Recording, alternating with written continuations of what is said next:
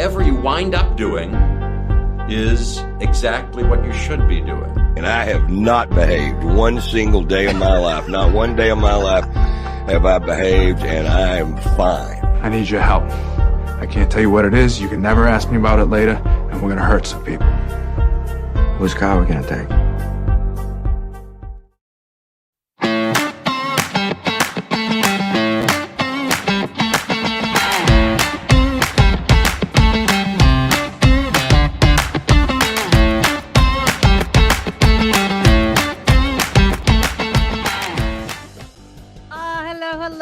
Thank you for joining us on the Nikki Medoro Show, live on YouTube, noon Pacific time, or anytime you feel like joining us on the replay. Hello. I'm going to put in the comment section something that we've been getting some success with, and that, of course, is the link to the show. You guys can chime in on any topic at any time by clicking that link. I'll be periodically putting that in the comments because we discovered that this is the best way of kind of having phone calls similar to Station X. Jim was on yesterday. We've had Murphy on. We've had a bunch of you guys on. Eric, I think, came on.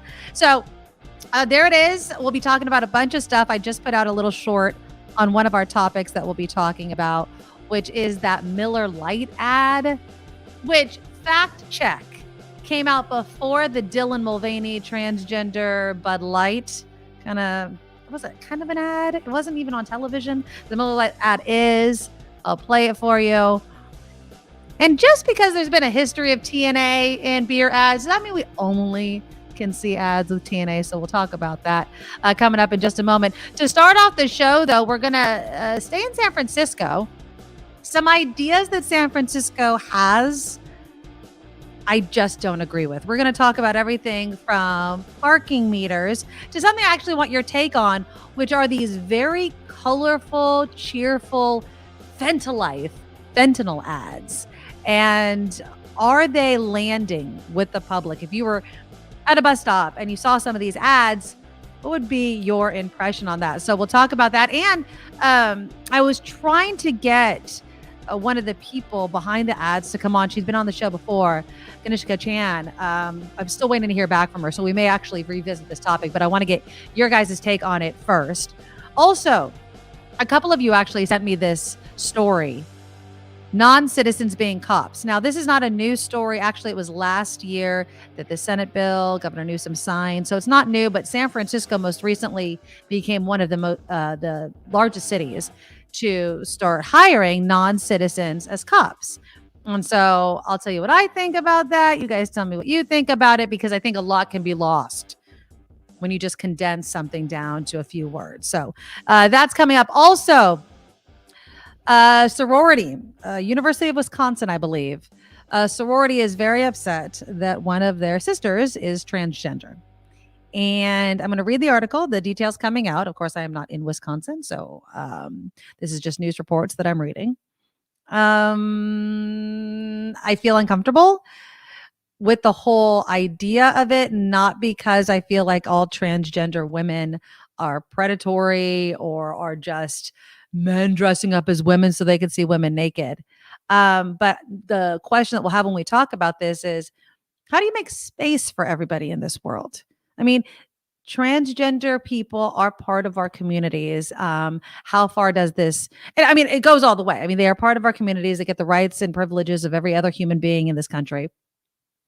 But when we're talking about a sorority house, and I'll read you some of the comments from some of the sorority sisters, I want to know what your response would be. And I'd like to keep this respectful, because I know that some people have really strong emotions when it comes to this, but I think that it's because in some cases it's this preconceived notion of who we're talking about and that sort of thing. So that's coming up in the second part of the show. Now, before we get to any of that, please, guys, click the thumbs up button. Make it a habit every time you log into the Nikki Medoro Show to click that thumbs up button.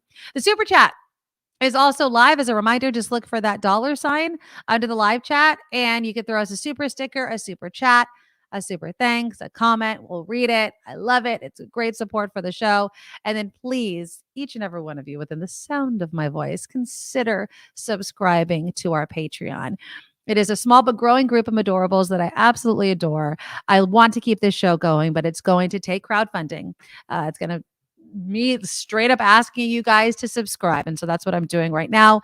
And I do appreciate your guys' patience as we do this throughout the show, but we need to do it so we can keep doing this and I can still see your face. And again, the link is there for you guys to chime in on the show. I'm really loving this new addition. And the more of you that want to do it, again, you don't have to show your face on the video, but I love to see my fellow adorables and it's great. And again, to find the Patreon link, and the links to PayPal, our merchandise shop, the Nikki Medoro Show.com, the Nikki Medoro Show.com. It's Tuesday, by the way. I want to throw this in before we get into the heavier stuff. So Taco Bell, and I forget who sent me this, but Taco Bell is fighting to cancel the Taco Tuesday trademark. I did not know it was trademarked, but apparently it was Taco John's. Taco John's owns the trademark for Taco Tuesday. Now, it used to be spelled TWOS Day, Tuesday, like because they would have like a 2 tacos on Tuesday. As someone that used to work in the restaurant business, Tuesdays can be really slow. It's not Monday as people hold on to the weekend. It's not the middle of the month. And so to drum up business back in the 80s, Taco Tuesday was coined to increase sales of Taco John's 99-cent deal for 2 tacos. I did Jack in the Box. I feel like Jack in the Box took that too, right? 2 tacos for 99 cents. The name was then tweaked to Taco Tuesday, normal spelling of the day of the week. And then the chain trademarked the phrase in 1989, making it part of its marketing. Since then, Taco Tuesday has defended its trademark. 1 second.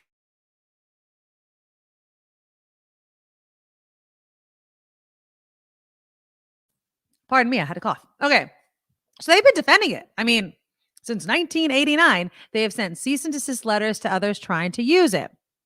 A former Taco John marketing executive said in a 2016 interview, "Over the years, we've certainly amassed our trademark against national companies, restaurants, big and small, and even pharmaceutical companies." I want to see those ads, but they said, "We also recognize that the unauthorized use of Taco Tuesday is prolific, and we do our best to communicate ownership. Taco Bell has not reached out to us, so we have no comment on any possible trademark action." So Taco Bell has filed it with the trademark trial and appeal board. Taco John's has 40 days to file a response. You know, it's a very successful trademark.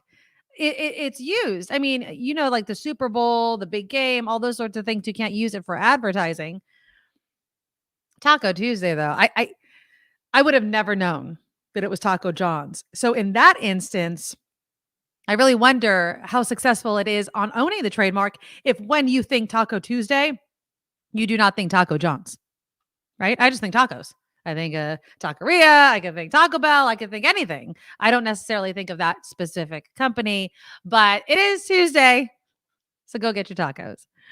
I have one other, and I was going to do it towards the end, but let's just throw this in because we're talking about food and it's kind of newsy.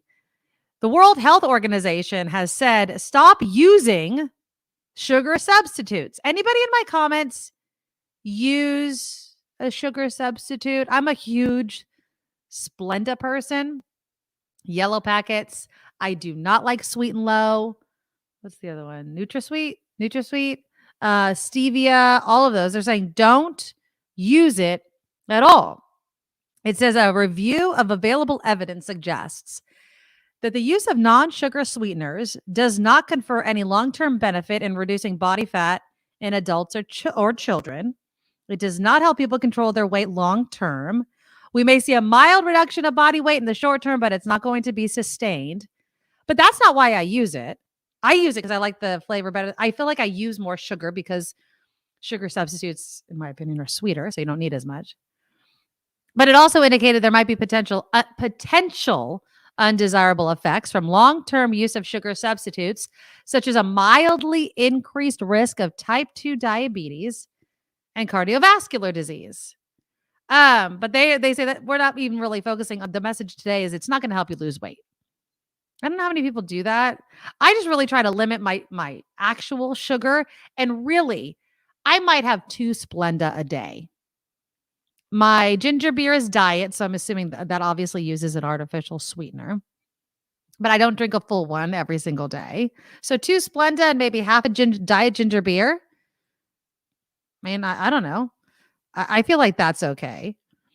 Elise says, I use stevia monk fruit combo packets in my coffee. Well, Elise, the WHO has looked at those as well. Hold on, let me find out what they said specifically about those, because a lot of people say that. So both artificial and quote unquote natural sweeteners. The recommendation included this: aspartame, neotame, saccharin, sucralose, stevia, and stevia derivatives, and monk fruit are also in this, because there's not that much research into the effects of this. They say, quote, however, they probably work in the body with a similar physiological mechanism as other sweeteners. We cannot say they are different from the others based on the data they have, so that more research is needed. So, look, if you want to cut back on your sugar, cut back on real sugar, choose no sugar added foods, drink coffee and tea with no or few sugars, enjoy fruit for dessert. And then they say, watch for stealth sugars, such as sugar in breads, condiments, salad dressing, ketchup, things like that. Things that you're like, why is there sugar in this? Sugar is in everything. It's in everything. I'm telling you. All right, let me read a couple of comments before we move on to the heavier topics. Nick says, I've always had issues with sugar substitutes. Avoid it whenever possible. Yeah, Judy says, Splenda gives digestive problems. Joe likes the monk fruit. I've never tried monk fruit. It's just nothing I've purchased. John believes you're more likely to get diabetes from eating real sugar than you are from sugar substitutes.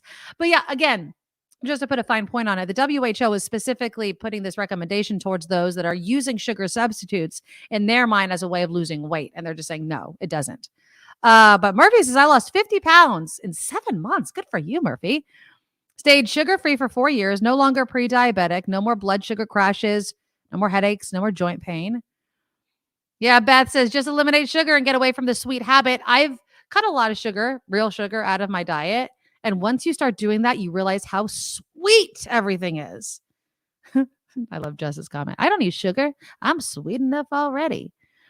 Splenda is just the one that I've used the most. But yeah, if you use spaghetti sauce, ketchup, everything has sugar in it. Just look at the label of things that you're like, there's no sugar. It's in everything. All right. That's your health story for the day. Okay. So I saw this headline and I thought to myself, doesn't San Francisco want to attract more people to the city? Isn't that what San Francisco is trying to do? San Francisco will extend metered parking hours starting this summer. This is being called by the Chronicle as the most significant parking meter enforcement change in almost 70 years. So starting in July, the SFMTA will extend parking meter hours from 10 p.m. until 10 p.m. Monday through Saturday. And they'll enforce parking meters from noon until 6 on Sunday. Now, as someone who has gone to the city and been like, oh, I only have to pay for an hour, right? So you get there maybe at 4 or 5 o'clock. And you're like, oh, good. I only have to pay for a couple of hours and then I can park my car here and go enjoy whatever I'm doing in San Francisco without worrying about the fact that I have to go pay the meter again. Like, that is what's confusing me about what San Francisco is doing here. Now, of course, it's the revenue generated. Okay. So, and it's going to be phased in. So in July, it's going to start in the Dog Patch and near Fisherman's Wharf, which I'm sure all the tourists wanting to go to Fisherman's Wharf are going to love that. Then in September, it moves on to North Beach, Soma, Hayes Valley, Civic Center, and then it goes on from there. So it starts in July and all the way through October. It's going to be in different neighborhoods. The Bayview, Tenderloin, Chinatown, and Excelsior neighborhoods are among the last to be affected. And then get this. Even though it's going to say you need to pay, the agency by design won't actually begin enforcing the new hours until May of next year because they're like, well, I don't know. People can't read. People aren't used to it. They say to take into account historic inequities in San Francisco, whatever. But yeah, they're saying parking revenue accounted for 20% of the agency's budget before the pandemic. It's been slow to recover, obviously. But budget better? I don't know. Extending the meters and then thinking that that's going to not be a reason why people don't want to go to San Francisco. I mean, am I seeing this wrong? Oh, Beth, that's a good point. That means the city will also have to pay meter maids longer hours. So there's also that pay. And then Katie. So after dark, we're going to have to focus our attention on a tiny slot on a meter. We have to go to a money source, purse, pocket. What could go wrong? It's dangerous. Okay. As someone who pays meters, you could do it all through your phone. They even have a QR code now. You just take a picture of it. But then you also have to move your car in some instances. I think it matters on where you are. But for instance, where I park up in San Francisco for work, you are supposed to move your car every 2 hours. Now there's ways around it. Let's welcome Kim McAllister because she taught me one of the ways to get around. So what's the extended hours? What is it? It used to be till 6 o'clock, right? O'clock at night, 7? Monday, 10. 10 Thank you. Oh, they want their money. So it's 10 o'clock on Monday through Saturday and noon to 6 on Sunday. So you don't even get a break on Sundays anymore. But for me, it seems like not a pro to go visit San Francisco. If you're not seeing enough people, let the people that are coming park and stay and spend money and visit businesses and, go to a movie and then go out to dinner and not worry about paying the meter. No, they want theirs. Yeah. I don't see the upside, except obviously it is a money grab. So again, agency leaders are zeroing in on raising parking revenue to avoid the fiscal cliff that is approaching. And they've been talking about this a lot with BART, Muni, all of these. If we don't have enough money, then we have to cut lines. And if we cut lines and people can't get around, it's so hard to balance the need to fund public transportation because we don't want it to go away with the fact that one, people don't have money. And what is that? I was trying to show the app, but you can't see it. I'll have to bring it up online. Yeah, it's it's called Pay by Phone. Yeah, Pay by Phone. I'll bring it up. Here we go. It's really easy. It really is. So you just here's a video, or here's the website. So you look for this little see on the left corner right here, that little those logo. dots. Yeah, it's the logo. So when you go on your app, just look up Pay by Phone, look for that, and you can punch in the number of the meters, and you'll see it. You can stay in your car and do this. Okay? Every meter in San Francisco has a number on it. Yes. So I used to take a picture of the number from my car and then type it in as I was walking, or once I got into the building, type it in. Yeah. Well, what's interesting is when I started parking near the other station in San Francisco, they now have one number for like an entire block of meters, and you're supposed to put your license plate in. That's a little privacy. Well, it's not only that, but then they get you.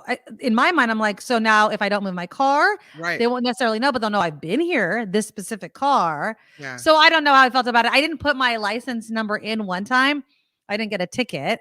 So it's just, no one likes paying parking meters. Yeah. Nobody wants that. But extending the hours till 10, that's quite the jump. Because right now, obviously it varies. But I want to say 6 o'clock is the average, I would say, time for most of these meters to stop. You're going to add 4 more hours? How about 8? Or, it just... And then what if you're working an 8-hour shift?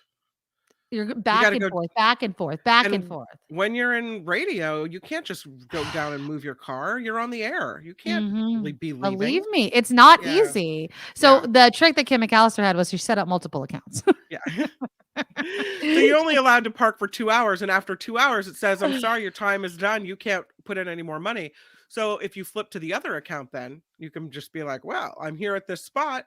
It gives you 2 hours. Then when that one expires, you're back to the original account for another 2 hours. Exactly. I'm telling So you, working in San Francisco, right? you have to find the ways. Now, Jim is bringing up people that park overnight. Too many people parking overnight after 6 p.m. Street parking change doesn't pull that much money compared to meters running out, putting out tickets. Okay.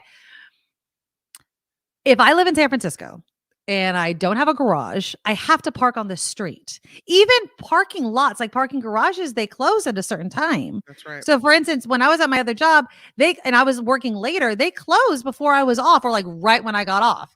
And I was really worried. So I just parked on the street. It's just anti people, these things. It's like, we need it to make it easier for people to come to the city and spend money. What we don't want to do is make it so they're like, you know what, now you have to pay the meter all the time and you're going to get a ticket and all those sorts of things. It's not winning San Francisco any fans. That's for sure. The city wants its money. Apparently they want it till 10 o'clock at night. It doesn't, Wow. It doesn't, I don't like it when I saw it. And then somebody, when I posted it on my social media, they said, well, whatever gets people out of their cars and into public transportation. That's the hope. But I don't feel like that's the reality. If there were a lot more people riding public transportation, then they wouldn't have a ridership problem and a funding problem. But they're not. They want to keep their cars. And a lot of people still need their cars, even if they live in San Francisco. They need to go places. This city, this Bay Area was not designed for people to solely take public transportation. It just wasn't. And so I think that it's wrong. And I just don't like I don't like the message that it sends in, but we'll see. And you get until May of next year to basically ignore the whole damn thing altogether. They're not going to enforce it. They're not going to ticket you. But then once May of 2024 comes, if you sit there too long and you don't pay your meter, you're going to get a hefty, and those are expensive. $100. I think it's like $100 if the parking meter goes. Sometimes 119. Yeah, exactly. So, Louis thinks people will just take an Uber instead of dealing with parking. I ain't taking an Uber to San Francisco. From San Jose? No. From San Jose? That's not happening. Now I could, I guess, Uber from, let's say, the Caltrain station to the job. That's expensive, though. I mean, it's just, again, if you do the math, it's just not people friendly. And there's enough bad press surrounding San Francisco, which brings me to the next topic I wanted to talk about. How many people in San Francisco, and let me bring them up because I have pictures of them, if you've seen them. How many of you guys have seen these ads? So if you're listening on the podcast, it says, no yelling while selling drugs. Kids are trying to sleep around here. And then it says, that's FENATLIFE. Like it's a Mentos commercial with an exclamation point. And there's colorful bubbles. And there's some other ads. Here's some other ones. Open air drug markets are in. Farmer markets are out. Another one says, shouldn't we help people live rather than just not die? FENATLIFE. And then says, one industry is still booming in San Francisco, fentanyl. So SF Gate, and I was trying to get, and I still have a request in, Kanishka Chan with Together SF. She had come on with us several months ago talking about homeless and really pushing the city for more dollars and funding. And so I guess her group is behind, Together SF Action is the full name, are behind a lot of these ads. And so SF Gate did an interview and basically said, don't you think that it's a little too cheerful? And Kanishka Chang was basically saying, no, the reason we wanted to look cheerful is to contrast it with what people are actually seeing in reality, which is people ODing, bent over, passed out, doing that sort of, doing those sorts of drugs. But apparently there's another group, Mothers Against Drug Addiction and Death. Jackie Berlin, we also had her on when I was over at Station X. She was the one who was out there calling on people to stop bailing her son out. They were saying that the policies in San Francisco were leading her and her son and other people to stay addicted to drugs. And so SF Gate reached out to her regarding these ads. And she said, yes, my group, Mothers Against Drug Addiction and Deaths, are supportive of the FENATLIFE ad campaign and believe that it's necessary. And when you go to their website, this is what they have. Welcome to Camp Fentanyl, open to kids everywhere. And it's not making light of it. It's just like, well, this is what's happening. Nobody's doing anything about it. it's very in your face, and they're calling, of course, as you see on your screen, Gavin Newsom shut down open air drug markets now. I wonder if it's landing though, or if it just opens up San Francisco once again to more sort of criticism by people that don't fully understand ridicule. it. Yeah. You know what I'm saying? Although there is evidence in Canada and Portugal and other parts of the world about safe consumption sites, a lot of people still point to them as saying, no, you're not helping people. And so we're not on the same page as a community about this. One of the questions, though, that SF Gate asked, it was a really great question. I was saying, supervisors like Dean Preston, Hillary Ronan, they support, treatment, services, more beds, diversion programs, things like that. But what Chang was saying is that there needs to be more stick instead of just carrot. This is her quote. She said, "We have a habit of not doing the stick part. We only want to do the carrot. And that's where the tension arises. There are people who don't want to use law enforcement, and that ideology is where we are today." And so they asked, well, what does a stick look like? And she says, it looks like a police department that is fully staffed, well-trained, and has coordination with federal and state law enforcement. Everyone has to be rowing in the same direction and sharing the same goals. And I agree. I totally agree. But again, then we get into the debate about policing. How do we police people? Are we really just going to lock up a bunch of drug addicted people, fill our jails once again with those that are drug addicted? Well, is it that, or let them do it out on the sidewalk and just go, okay, well, San Francisco is now a drug den. Have at it. Right. And that's the problem. It's what does it look like? What does it look like? I mean, let me know in the comments, what does policing, not just drug dealers, because I feel like we can all agree drug dealers should be arrested, but sometimes the drug dealers are also the drug addicts. So what does that look like to you guys? Because on one hand, the movie image of the rich drug dealer watching from, their fancy car, watching their employees, let's say, dealing drugs on the street and then arresting the guy in the fancy car, that's one thing. But we know that that's not what's happening in the real world. It's not what's happening. What we're seeing is people using drugs, selling drugs, and police just being completely overwhelmed because they're so understaffed. So there needs to be more money put into policing. But I also don't think that the government can pay for drug treatment for everybody arrested or doing drugs on the street. I mean, that's just so astronomically expensive. There's no way we can afford that. We go broke. Yeah. So on one hand, you want people to get help and you don't want to put them in jail for being addicts. But on the other hand, you don't want your city to turn into a cesspool, and you can't offer help to everyone. So what to do? What do you do? I do think, though, a police presence, if we were fully staffed or at least semi closer to it, if we could get more police on the street, working the beat, being a deterrent by that, would help. But we have to hire more police officers. Calvin, good point. Arrest with mandatory drug treatment. If they don't like it, too bad. I'm not putting up with someone else because of their problems. Okay, but who pays for the drug treatment? Well, I feel like, wasn't that the option, right? If you were arrested, let's just say I'm not talking about fentanyl. Let's start low. Let's say before marijuana was legal. If you were arrested with possession or using marijuana, you could go to drug classes and get it like expunged or whatever off of your record, something like that.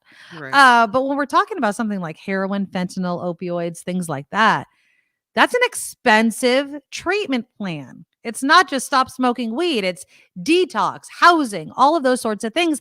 That's a lot of money. And where do these people go? And we know that drug treatment doesn't work unless you're ready for it and you want it. Exactly. So then you have to go back and back and back. Because you'd rather go to treatment than jail, even though you don't really believe you're an addict or you don't really want to stop. Mm-hmm. And so then treatment fails and then you're back on the street. So then the state of California just wasted, I don't know, pick a number, 20 grand trying to get you clean when you really didn't want to be in any way clean, We just wait. I feel like we waste so much money because and I hate to say this because you guys, I'm a bleeding heart liberal because it is too much carrot and not enough stick, right? Because we really want to try to understand. Let's do this way. I understand the systems within our community, within our society that can lead people down to poverty, abuse, and then drug abuse. I understand that. But to sympathize so much for the path without addressing where they are in that current moment can be a mistake. It really can. We can't fix the past, but we do have to deal with the immediate. And unfortunately, we're moving ever so more quickly, I believe, toward taking away people's rights because they won't willingly go into treatment. Yeah. They won't willingly do it. Nick says the war on drugs failed because before it started, people will always find a way to use. Only way to minimize the risk is to legalize and regulate. What do you think about that? All drugs, Nick? Every single drug legal. Do it. We're not going to arrest you. We're not going to put you in treatment. We're going to let you go into this, I don't know, area, this block or this community right here. You could use your drugs. Services will be offered if you want it, but we're not going to force you. Is that the answer? Because, that's the whole open air drug market idea, or why people think that San Francisco is such an open air drug market. And we're so underwater on this problem. We are so underwater. Yeah. It's so bad that it's going to take years to fix it. My friend in Gaia would disagree with me on this one, but okay. I feel like, and I don't have the statistics to back up what I'm about to say, so this is my opinion. It seems like when the state of California legalized recreational marijuana, even though the age was still, kids aren't supposed to be doing it, it somehow made things more accessible to kids. You've got, marijuana shops all over the place. You've got vaping stores all over the place. There's one in the middle of our town here in Petaluma. And so I think somehow, and kids can order it from Amazon or online.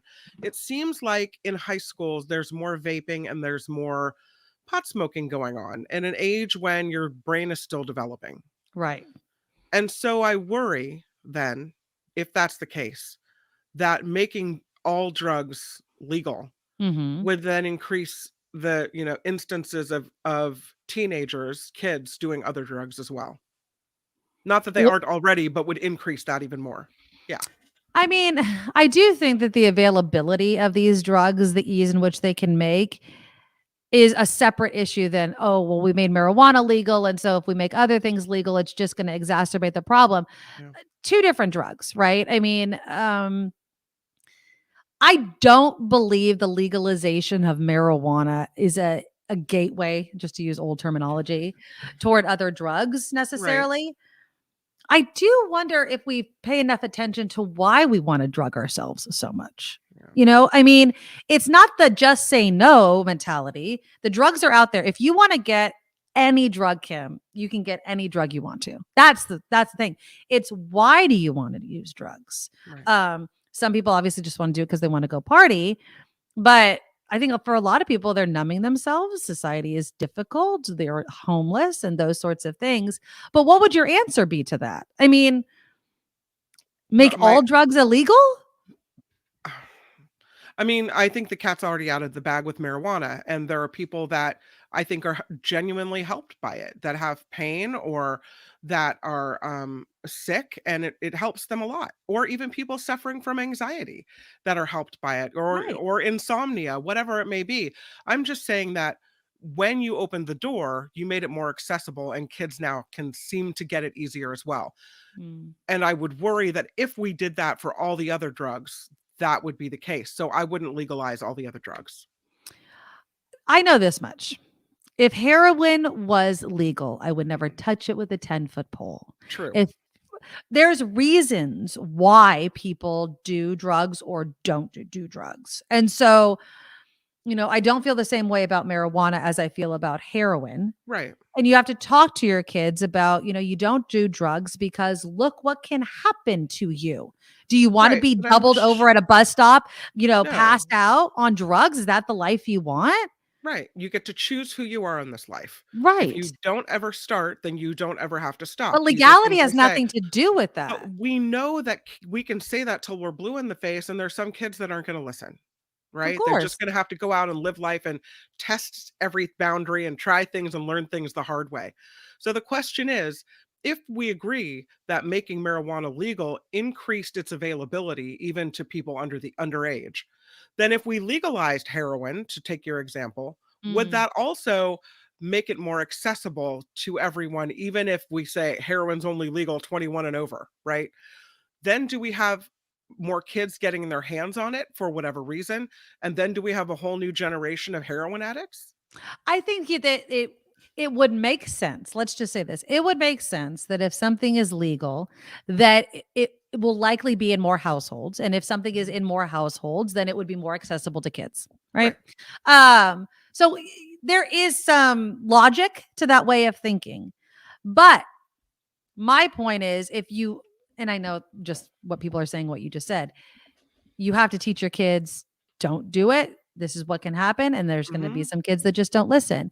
But that's the way it is with everything. Yeah, it's a tough one. I do think that legalization at least brings it out from underground, right? It's at least we could see it. We know who's selling it. We could tax it. We could fund programs for people that are addicted to it, because just saying no and just making something illegal isn't Yeah, stopping people from using it. So that's right, not working either. So right. that's What's the that's the answer? problem, and that's the Yeah, crux of the problem. yeah.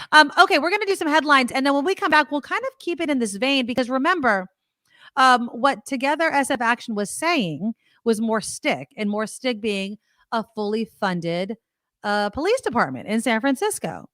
So let's switch gears slightly and talk about who should make up police departments. Now, this bill was signed last year, but San Francisco just announced, I think, within the last few days or weeks or whatever, that it's one of the first major cities in California to embrace and implement Senate Bill 960, which repeals the requirement that you have to be a U.S. citizen to be a police officer. Hmm. So as we go to Kim's news, you guys let me know in the comments. And again, you can also post in, you can also join the conversation. I'm going to post the link to the show right there. If you want to chime in person, call into the show, as they say.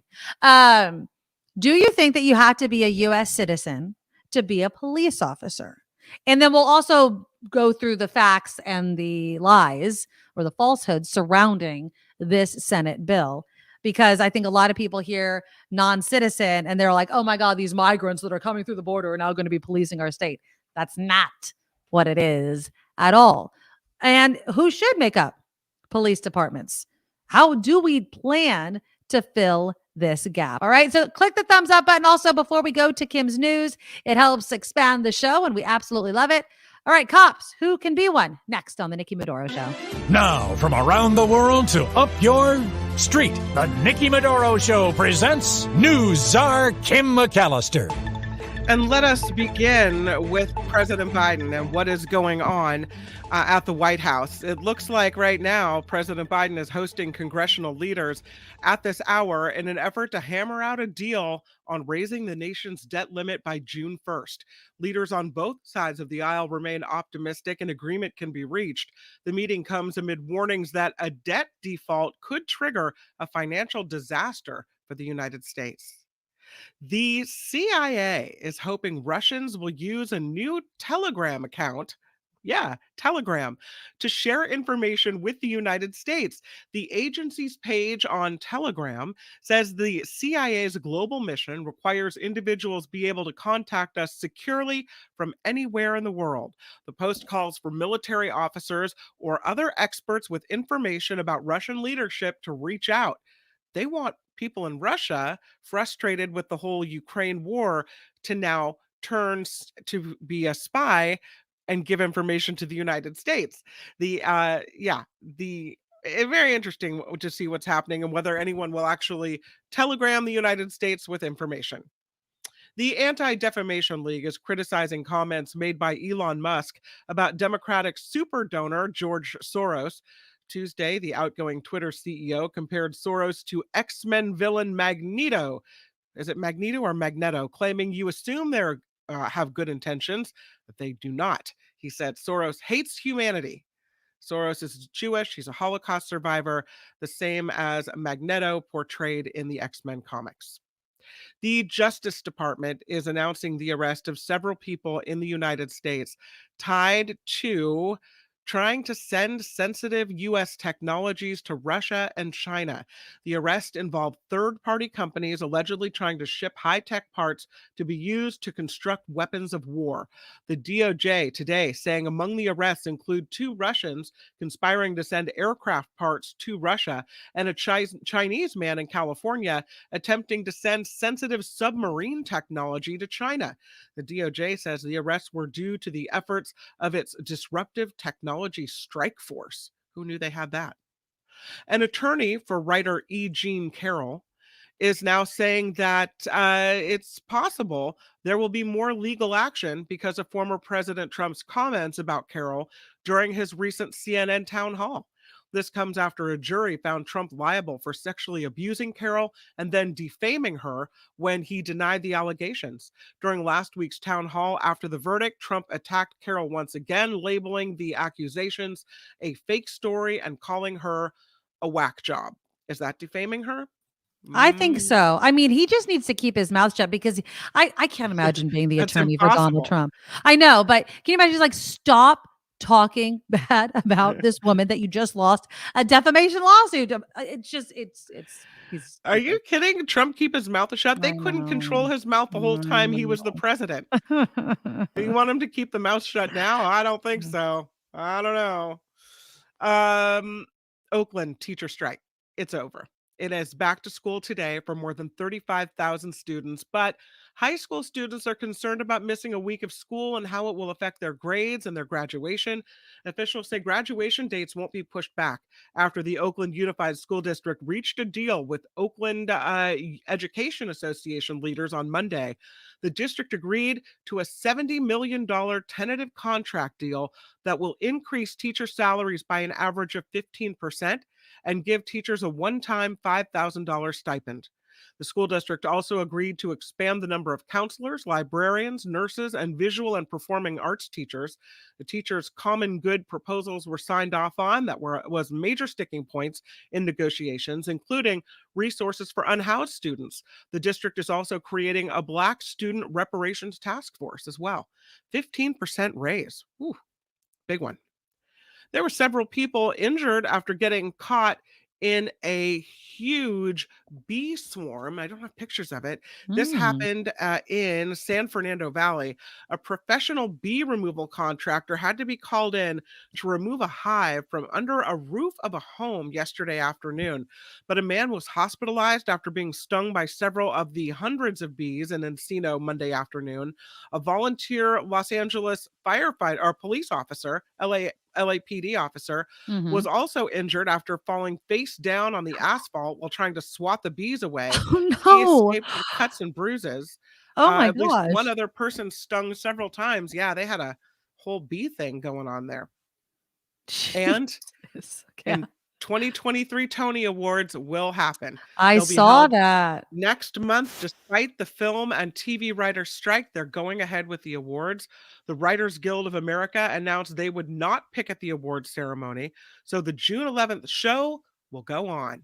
What do you think about that? I mean, why do you think they gave it or allowing the Tonys to go on? Is it because it's the Tony Award? I mean, I don't think it's going to be what it was. And I think it's a great showcase for here's what it was when we were writing jokes. Oh, you think that they're going to show that? Okay. Here's what it was when it's just a list of awards handed out. Look at that. Maybe it's a comparison. Okay. I don't know. I like the idea of them working together, but when you make little caveats for certain things and not other things, it just makes me wonder. Yeah, because while they are telling the Tonys to go award with it, what they're not saying is that what they are saying is that they will not grant a waiver to CBS and Paramount, which broadcast the Tonys, so that we can all expect some changes to the show. Oh, okay. Okay. Well, so what they're saying is we're not giving CBS a waiver. We're not going in and writing. There's no, and we're not giving them a waiver to hire scabs or whatever else. We're not saying okay to that. Right. But the show can kind of go on as whatever you can make it. Yeah. That's All right. right. That makes sense. This show is crowd-funded, which means we rely on you to help us fund the show. You can find the links to Patreon and PayPal at theNikkiMedoroShow.com. Of course, the Super Chat is live here on YouTube as well. And thank you. I'm Kim McAllister on The Nikki Medoro Show. All right, Kim, am I correct that you have someone in your family in law enforcement? I don't. Oh, you don't have any. Okay. I thought maybe you knew a police officer. I don't either. I'd love if anybody wants to join the show or mention in the comments anybody that is either part of law enforcement or has family in law enforcement, because I'm really curious on how those on that side of the blue line feel about this whole thing. So there is a Senate Bill 960, and it was authored by Senator Nancy Skinner. And it basically means that you don't have to be a U.S. citizen to be a California peace officer. When you hear you don't have to be a citizen, what does that mean to you? I didn't realize that was a requirement anyway. I thought if you had if you were a non-citizen but had a visa that you could work in this country, that you could hold such a position. I didn't realize. Yeah. So basically, and I love that you brought up, the work visa, because a lot of people are saying or thinking, let's just say they're just thinking that when they hear non-citizens, that anybody in the country illegally can become a police officer in the state of California. And that is not true. The law applies to non-citizens with work authorization. So if you're an asylum seeker, if you're a refugee, but we know you're here, you're allowed to be here, you can become a peace officer. It does not allow people who immigrated illegally to become peace officers. And we need cops. Mm-hmm. I mean, I hate to say it, but who else is signing up? I mean, I'm not hearing or seeing or reading headlines that, this police recruitment drive was overfilled with people. They had to send people away because people are signing up to be cops. Now, it doesn't apply. I see your question, Wes, and I thought that I had all of the hold on. Let me bring it up because I want to be clear. I think it only applies to peace officers. It does not.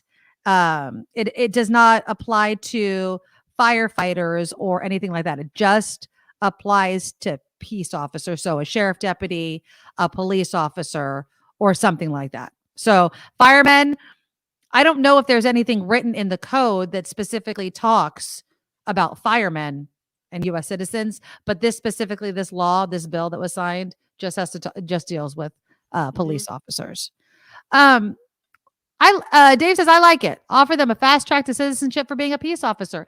I'll also add on top of that, if you're about to become or working to become a U.S. citizen, what better way to learn right and wrong ways to do things and to live in a society than to learn the laws by enforcing the laws? If you make very sure that the people that you're hiring, what I think about when I think about people from other countries coming here to be police officers is I think of Mexico, and I think of the corruption in the police force in Mexico, right? Okay. And how it's all tied into the drug dealing and such. So as long as they know that's whoever from whatever country, that's not how it works here.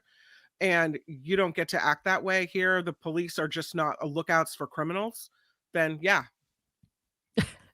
I'm just, as you were saying that, I'm sure there's many instances where the police officers themselves have been found to be crooked, right? And so we do also have a history in this country of that sort of thing. Lori writes, non-citizens can serve in the armed forces, so why not police? It could be great for non-citizens with work papers, because that's vital, could be cops in their own communities. Imagine, how we always talk, sanctuary cities. Why do we have sanctuary cities? It is not to protect illegal immigrants. It is one of the main reasons is so you can police communities. People aren't afraid of being deported. They will work to solve crimes and work with law enforcement and speak up because there's not this worry that you're going to call ICE on them. Now, if you have somebody that speaks the language, understands the community a little bit better, I could see that being a benefit. Harry, answer your question. Non-citizens, what could possibly go wrong? Okay, Harry, what could go wrong? I don't see an answer to your question. But answer, and I'm not trying to attack you. What could go wrong? What do you think? And I'm asking this sincerely. What is the worst thing that could do with people that have work papers? We know who they are. They're not, they're not foreign to us. We know who they are, why they're here. They have the work papers. We have their documentation. Why it would be bad for them to be police officers. If anything, we're keeping an even closer eye on them. They're surrounded by cops. Would you say that?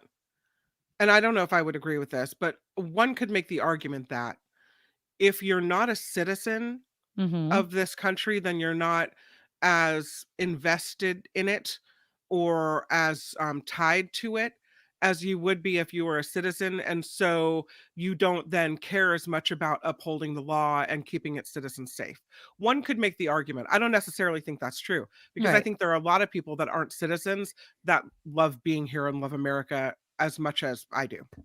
Well, and then you could also argue, people that have to pass a citizenship test, they know U.S. history way better than people that have been born. Totally, because they are focused, they got to learn. Yeah. So it could also be the flip side, right? You're going to be an even better cop because one, you've made an effort to be here. You want to stay. You're going through this process. You are seeking asylum because you're afraid of something. You're a refugee. Fill in the blank. You have a work permit to work here. You want to stay. You don't want to mess up. And again, I tell you, if you're going to be a criminal, why would you want to join law enforcement when you know that there's going to be eyes on you? Right? I would say that makes sense to me. RJ says, I think it's been proven time and time again that being a citizen doesn't have any inherent virtue attached to it. I would even go a step further, RJ, and say, you know what? People take it for granted, as you should. I mean, and I don't mean as you should as take advantage of it, but when you are born in a country, you don't know what it's like to not be. Does that make sense? You don't know what you don't know because you've just been an American. You were blessed to be in this country versus, maybe another country that's dangerous and crime-ridden and violent. Hiding in plain sight. We know who they are, Harry. Harry, we know who they are. They have work papers. They're going through a process. And again, they're hanging out every day in a police station. Karen says, a lot of non-citizens appreciate this country more than those born here. Most citizens probably could not pass the citizenship test. But yeah, Wes, I bet the right will make it sound like liberals want to let undocumented people take law enforcement. That's exactly it. That is exactly what it's already been said. Oh my God, did you see in California they're going to let illegal immigrants run law enforcement? That is why, and you can have a lot of criticism for San Francisco Mayor London Breed, but she did make a good point. The Bay Area, San Francisco, we need a better PR campaign because the right, the conservatives that hate the Bay Area, hate our liberal ideologies, are just running circles around us, creating a narrative that may not be entirely true or is skewed. That's the problem. We're not louder with what's true and what's false because some of it is true. The open air drug markets, people using in the street, that is true. The instances and how where it is and where it's blanketed. When I was driving home from San Francisco, I think it was last week or the week before, I'm driving down the Embarcadero and I don't care what you say. You drive down the Embarcadero past Oracle. It is freaking gorgeous. You see the bridge. That is pristine San Francisco. Did I also pass a couple blocks over somebody using drugs at a bus stop? Yes, I did. But if you look for crap, you'll find crap. If you look for beauty, you'll find beauty. And the truth of what's happening in the Bay Area is in between, right? There is so much beauty. There are so many people that want to help. There's great community. There's also a lot of people that need help. There's a lot of crime. There's a lot of homelessness. There's a lot of drug use. Both of those things can be true, but they are both not absolute. And so we just need a better PR campaign to show the truth. Murphy says the white woman who was running the drug trafficking was working for the San Jose Police Officers Association, probably thought no one would suspect her. You want to talk about hiding in plain sight? Who's going to suspect the 60-year-old woman, white woman in the police union? Yeah. Come on now. if it wasn't criminal, it's kind of genius, and terrible. Because again, the narrative, right? She doesn't fit the narrative. It doesn't fit in that far right conservative box of it's a brown guy that came from south of the border bringing in fentanyl, right? It doesn't fit that description. And so they're not looking for it. It's the problem with profiling, in all honesty. Cheryl says, if you take a citizen's test, you are a citizen, I believe. However, I agree that non-citizens could certainly pass tests to be officers and may totally benefit us. I don't see how it, again, Harry, because you were criticizing the idea, I don't see how it could be a negative. Well, we know who these people are. It could make them invested in their community. If they are working on becoming a citizen, it's taking steps in the right direction, knowing our laws, enforcing our laws. Yeah. Well, when we don't have enough tech workers or enough workers in a specialized field, we grant them these HB1 visas, right? I don't know if I said that right. And so if we are having a severe shortage of police officers and we need that to keep our society safe, and it's a specialized job, then maybe we need to, import police officers if we don't have enough to go around. Right. And again, I don't see a bunch of people lining up to sign up to be cops. Kathleen, though, says, if it doesn't mean anything to be a citizen, then why make anyone a citizen? I'm not saying it doesn't mean anything, Kathleen. I'm just saying they're allowed to work here. And if they're allowed to work and we know who they are, and we have a huge shortage in law enforcement that I think many of us agree we need more of, put those two things together, we might have a bit of a solution. No? Al Anonymous says the cartel will take advantage and send good seeming folk up here to be non-citizen cops. And after enough tenure, they will use them to learn the system and smuggle. Okay, I guess. I mean, it's not outside the realm of possibility. Let me say that. But nothing is. Let's go back to the woman with the San Jose Police Officers Union. I mean, these things, of course, can happen. There can be bad apples in every bunch. But should there be something to address the law enforcement shortage that we have in this country? Mike says it sounds like a good idea to me. If they can join the military, then they can become a police officer. Exactly. If you have a problem with the police officer, but not the military, is it just because then there's a possibility that they could be killed in war or something, that's more important than protecting our streets, is protecting us overseas? It doesn't make any sense. Yeah, I just feel like we need more cops. We need good cops, right? We need cops that are invested in our communities. We need to pay them enough to be able to live in their own communities. And we also need cops that are going to police, honestly, themselves, things that we don't see. We do have a problem with some police officers protecting bad police officers, and even those that don't want to call them out. The silence is also a problem within some police departments, and so it's a tough situation. But we need more bodies. We need more people policing these streets. Like I was talking about before, the carrot and the stick. If you want the stick to deal with problems like drug dealing and open air drug use, then it's going to take law enforcement. And we need more people to be signing up for that. Let me read a couple more comments before we go to the news. Lori says, my ex went to Vietnam in special forces to help speed up his citizenship in the late 60s, early 70s. Wow. I don't know what the time is now. Wow. Chris is mentioning the National Guard. The military operates outside of the U.S. The National Guard operates inside the U.S. Okay, I understand what you're saying. Okay.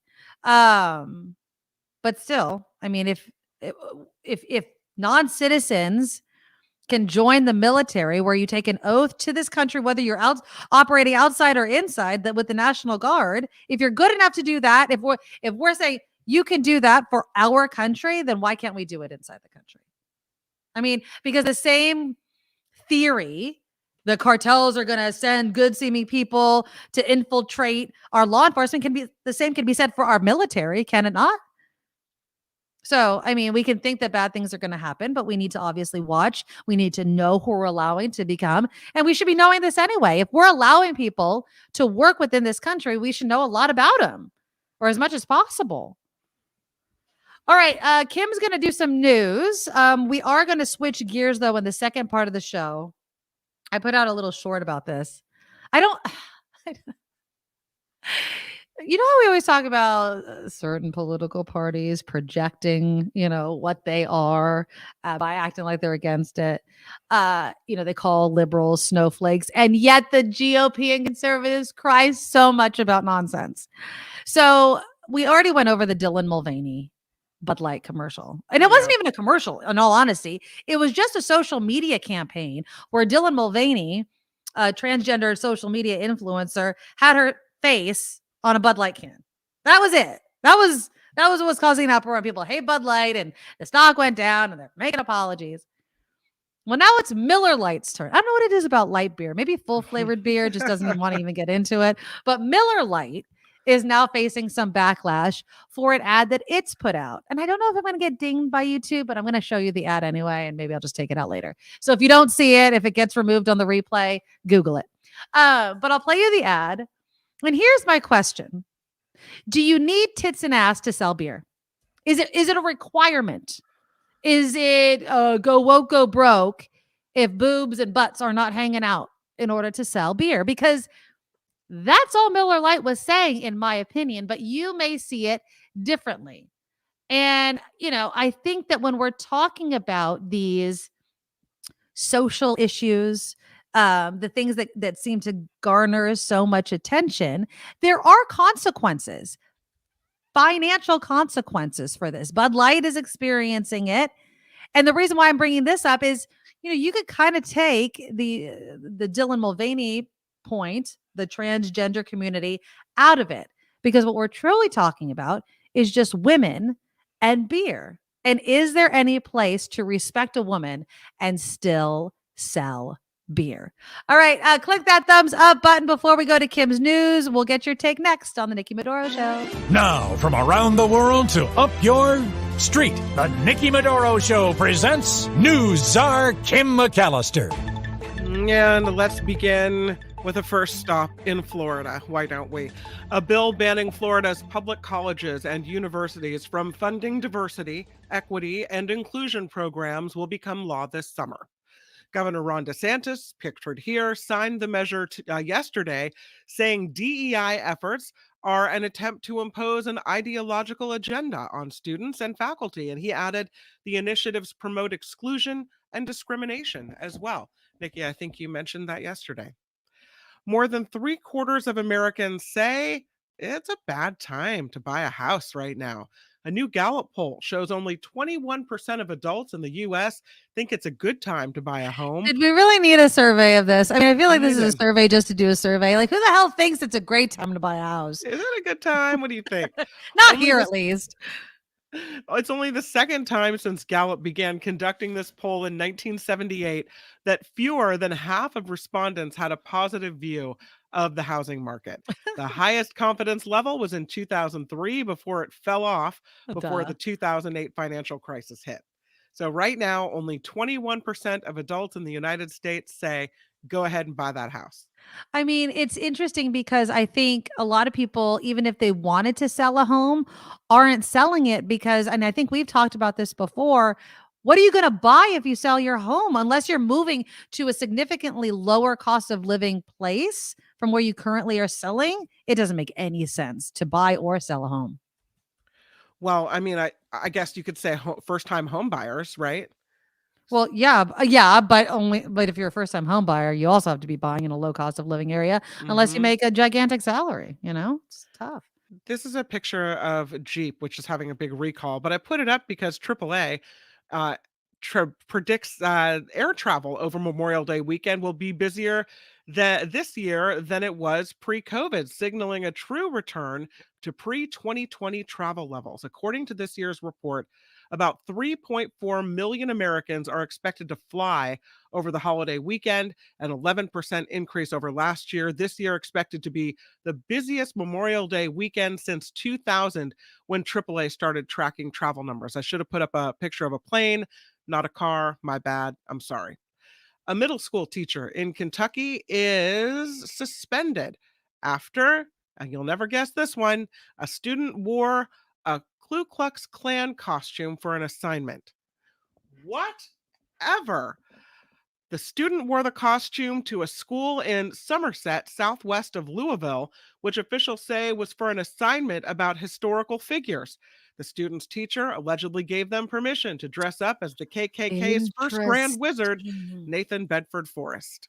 What do you think about that? Oh, that's interesting. So the assignment was historical figures. Historical figures. Yeah. And so, my son is having one of these right now. It's a third grade wax museum, and they have to pick a historical figure, learn about that figure, and then dress up as that figure and go to the wax history museum where we push a button and they give a speech. Right. Yeah. Okay. Dylan did Disney or Walt Disney, and Marley did Helen Keller. Okay. Yeah. So this is Nathan Bedford Forrest, clearly an historical figure for many reasons, including being the KKK's first Grand Wizard. But I think that makes it inappropriate for a school setting. And what grade is this? Did you say? This middle school. Okay. Now, devil's advocate. If my kid came to me and said, I want to be the Grand Wizard, I'd shut that ass down immediately. Right. But you want to be the what? Yeah. If the teacher specifically said any historical figure, you could use it as a learning experience. You could be like, okay, and what did this person do? What was this person's belief system? What was the consequences of that belief system? How far did it spread? You could put it in context. Jim writes, what if a child dressed up as Hitler? Well, then the speech would have to say, I killed millions of people. Mm-hmm. I ended up having to kill myself. I ruined millions of families and my own life as well. Could you use it as a learning moment to just a laundry list of all the rotten things that Hitler did? But when we talk, yes, but also the question is, when you want to talk about historical figures, and we get into this conversation oftentimes with, statues and school naming of buildings, do we not talk about negative historical figures at all? Do we just not give them any attention because what they did was so awful? Or do we include them as what they are, which are historical figures? Well, when you're doing one of these wax history museums, or every kid pick a historical figure, the kind of underlying thing here is that you're celebrating these figures, right? Is that what we're doing, or are we just learning about them? Well, it feels both. It feels like a learning experience where you're learning more about someone that you're interested in learning more about. And when you're interested in the person, I think you want to dress up as them. You want to share what they did, good, the positive things they've done for the world. It's not really a moment where you pick somebody bad, a bad seed. That's interesting. Yeah, and I agree with you. I wanted my kids to pick. I mean, they probably chose Walt Disney and Helen Keller, right? So, should there be a segment in history class about learning who these people are? Great, but do you want to dress up as them and celebrate them during a Living History Day? Maybe not so much. Yeah. Murphy says, it never even occurred to me that someone would not choose someone who truly contributed something positive. Choose to inspire. Yeah. And I like that she says inspire. Do you also think that having a child, I mean, these are impressionable kids, dress up, learn, really get into the nooks and crannies of somebody and why they did something, can reinforce why the person was so terrible, or, and I hate to use this word, kind of indoctrinate them, right? Are they now celebrating Hitler if they dress up as Hitler and learned everything? Or are they like, oh my God, this guy was terrible. You guys need to know what this guy did. And I kind of, it's kind of hard to believe that they would choose Hitler, if not to be kind of troll-esque and troll-ish. I mean to say, it just, I don't know. If my kid came to me and said, I want to dress up as Hitler, we'd have to have a long conversation about that. I would feel pretty uncomfortable about it. But again, the speech would have to be something else. Yeah, it would have to really. It would have to be like really hit it hard. Here's all the destruction, mayhem, chaos, negativity this person caused in the world. And again, for this type of lesson, I don't think that's what we're trying to do here. I think we're trying to celebrate, not, bring out the negative. I don't know. Yeah, well, Cheryl says, as a kid, I had a similar assignment. I assigned John Wilkes Booth, who killed Lincoln. It was very informative, and I think we all learned something, although I can't remember now. Yeah, and then Jim says, as the only minority in my Dallas third grade, I was Sitting Bull, the Indian chief who killed General Custer. I think that's a good one though. I wouldn't mind that one. But it matters what generation you're talking about there. I mean, right? I mean, I don't know how old you are, Jim. But what kind of story did you tell? Which perspective did you tell? Did you tell it from the Native American side? Or you tell it from the General Custer side? Because depending on what side you stand on, the story can sound completely different. So that also matters. Yeah, it's interesting. It's a very interesting debate on what these assignments really mean, right? Yeah. Some trouble in San Jose. Workers at 2 San Jose hospitals are on the verge of a strike. Oh, yes. Yeah, they've been negotiating with HCA Healthcare since January, saying the staffing shortages have hit an alarming level. It's affecting patient care now, they say. The union will continue talks today and tomorrow, but if no progress is made, nursing assistants, technicians, respiratory therapists, and cooks at Good Samaritan Hospital and Regional Medical Center will walk out on Monday. The Oakland A's have now, well, you could say they're moving forward with plans to change cities. The team has agreed on a new 30,000 seat stadium site in Las Vegas. It would be built where the Tropicana Resort and Casino is currently directly on the Strip. A's president Dave Kaval saying he hopes to break ground on the ballpark next year and open in time for the 2027 season. The team is in a lease at the Oakland Coliseum through 2024. So there's that. And something else in the South Bay for people in the South Bay just watching issues with tech company after tech company. Yeah, here's a picture of Roku or a Roku device. Can you see that that's Roku? Well, I don't know. I mean, I think, isn't Roku like one of the options on, like see the bottom right there? It's a streaming service. Yeah. In an effort to cut costs, Roku is listing its entire San Jose headquarters for sublease. The whole thing. Oh. The 163,000 square foot high rise is one of 4 buildings Roku leases in the same area. This news comes a month and a half after the company said it would lay off 6% of its workforce. So Roku continues to have trouble, and now it looks like they are going to be subleasing an entire one of their buildings. And so, that's it. I'll leave you with this. Americans have an overwhelmingly positive view of childhood vaccines, and that has been steady since the pandemic. So, okay, great, right?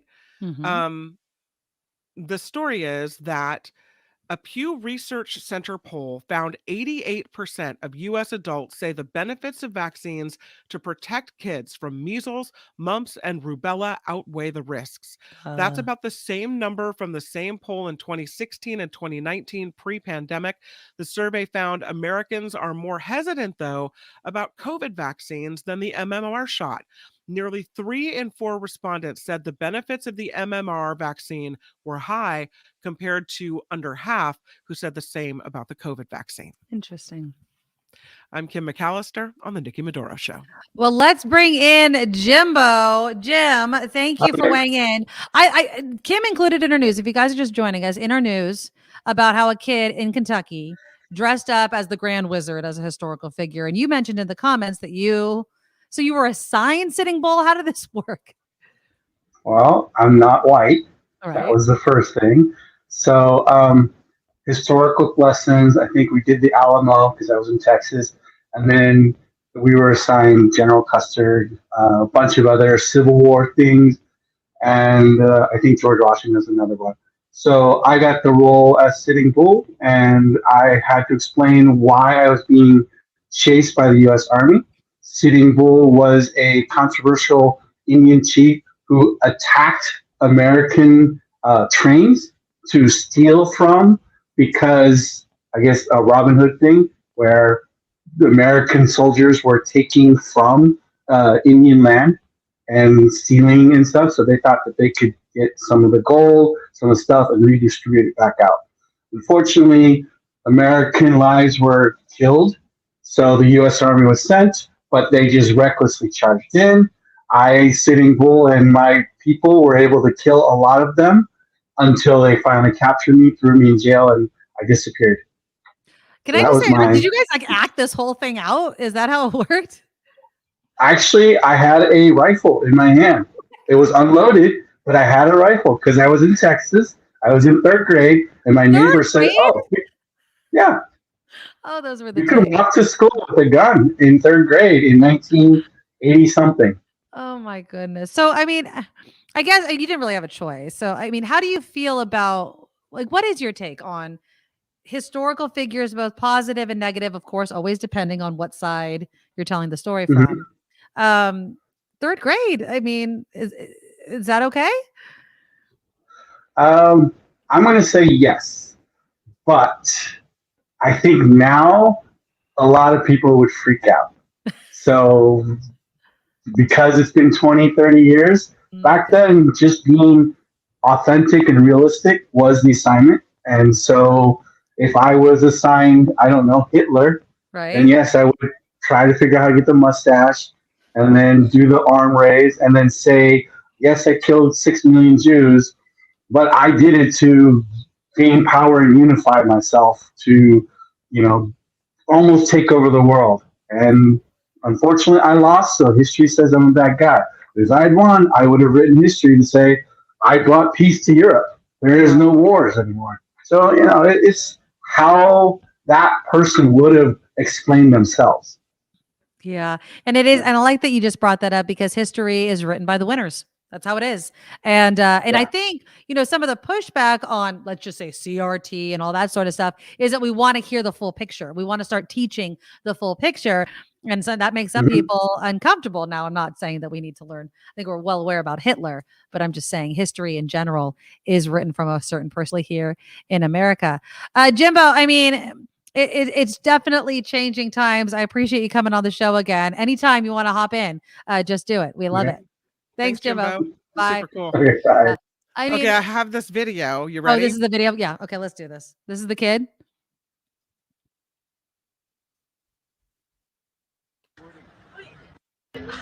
Other students shared video taken on a bus. The costume was part of a history project on historical figures. I don't know how the student even thought that it would be okay to even ask to do something like that. Grandparent Jane Leclerc says it's all the more shocking considering Black Lives Matter and other similar protests in the past few years. Why would a teacher actually approve something like that? I don't understand. I'm outraged. I was shocked. And then I'm a little mad about it. Kathy Townsend is a community organizer who has helped organize local Martin Luther King marches and Juneteenth events. The KKK represents hate. As simple as that. In a statement, Superintendent Patrick Richardson said, "It sickens me that this has occurred and embarrassed not only me, but our school district and community." This is harmful. If I used to be, when I was little, scared to even see pictures of the KKK.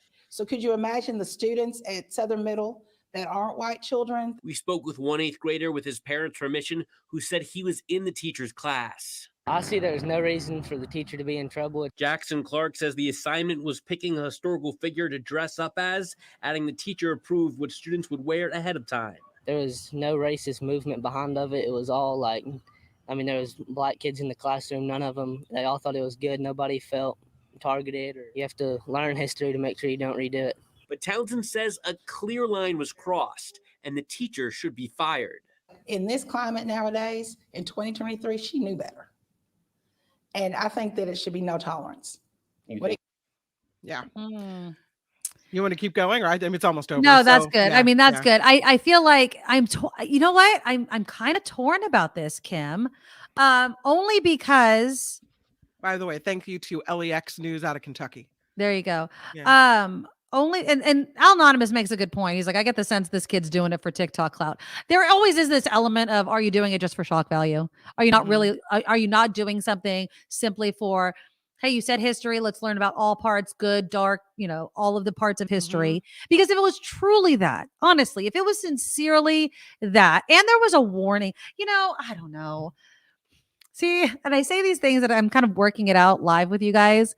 Because then on the other hand, I could hear in the back of my mind, it's just, what that kid said, and I loved his little accent there, if we don't learn about all aspects of history, then we are doomed to repeat it. And I think that it's both, but we have to make sure that there's a huge educational component involved in having this kid dress up as the Grand Wizard. Did he need to wear the costume on the bus? Could he not have rolled that freaking sheet up in his bag and just worn it during the class? Preface this by saying this, hey, we're going to be wearing something. It's very controversial. This is not a good historical figure, but it is a historical figure. There is a way of couching something so that people understand. But I think that Al Anonymous probably hit it on the right on the head, that I think the kid wanted the attention that it was getting, but the teacher did approve it. So the teacher is at fault. Yeah, well, and that, that's the issue with the story, is that she's suspended now after approving this Ku Klux Klan costume and having this kid wear it during this assignment. Yeah. And I go back to these assignments, and picking a historical figure really kind of speak to celebrating that historical figure. They don't speak to the negative. And I think you have, as a teacher, she should have known better. You say, no, pick someone in history that you would want to sit down for dinner with. Pick someone in history that you would want, that you're proud of their achievements or accomplishments that you would want to highlight. Don't pick someone in history that, tried to ruin the world, or is a hateful person, or brought nothing but negativity, pain, and harm. Let me just play devil's advocate with you on that. I mean, especially as we're learning more about people that have their names on buildings and things like that, any negative aspect of their life, are they disqualified from ever being celebrated, or we learn more about them? Well, say you pick John Muir. Right. Exactly. Who has said some pretty rotten things about it, but you can give a speech dressed up as John Muir saying, I protected the environment. I was responsible for, setting up multiple national parks. I did a lot for the world and to preserve beauty and nature and species. Also, there were some things that I said in my life that I, later in life decided that I wasn't proud of. But there are some moments I had where I said things about people, and here's what I said. So I think you can take the good and bad and tell the whole story and be truthful. That's different than a character or a historical figure like Hitler or like Nathan Bedford Forrest, where I would have a hard time picking out anything positive. Do you think that the teacher wanted to see a kid dressed up as the KKK Grand Wizard? I would like to think no. I would like to think a history teacher was really just thinking, well, it's history. Yeah. Right? Like, I guess that's the assignment. I mean, I would have clarified it with the school or something, because you have to know, read the room, right? Right. Yeah. And you have to know that for your African-American students in class, it could be a scary moment to have somebody stand up like that. Or it could be a moment, who knows whose family member was killed or affected or whatever. You don't know. So I think you have to be a little more careful. Karen says racism goes through successive generations from parent to child. That's what may be happening in this circumstance. I agree. Like, maybe the parents were at home, like, dress up as the KKK Grand Wizard, show those people, blah, blah. You know what I mean? It could definitely be something like that. Absolutely. Sadly, that's likely, but I'd like to think it was the kids, maybe when you're living in the South, right, you're surrounded by a lot more questions and curiosity regarding things that happened in your region. And so I would like to think that it was a kid who just didn't maybe know enough about it and wanted to know more. Right. Yeah, maybe. I mean, yeah, but thinking. Yeah, I'm thinking that might be it. Well, we'll see what happens to the teacher, I guess. If she's really going to be fired, she's suspended right now. Okay, let's talk about ads. Okay. What is the purpose of an ad? What is the purpose of spending a ton of money on a TV commercial or an online commercial or a radio commercial? I would say that it is to drum up new business, right? You want to appeal to as many, especially if you're a brand, right? You want to appeal to as many people as possible. Well, the latest commercial that has gotten some people in a tizzy is Miller Lite. There is now a Miller Lite boycott underway. And many people are saying, did they just not learn from Bud Light? So I'm going to show you this ad. And I'm going to preface this by saying I don't even think it's that great of an ad. I understand the point. I might not play the whole thing because it's a little bit long, but I'll play enough for you guys to get the whole gist of the entire thing. But I don't think it's a great ad. If I saw it, I'd be like, okay, I would have so moved on. But you guys watch this ad and tell me what you, one, think about it. And two, do you think that they're not reading the room on what people want from their advertising? So this is Ilana Glazer is the comedian that is narrating this ad. So here we go. Here's a little known fact.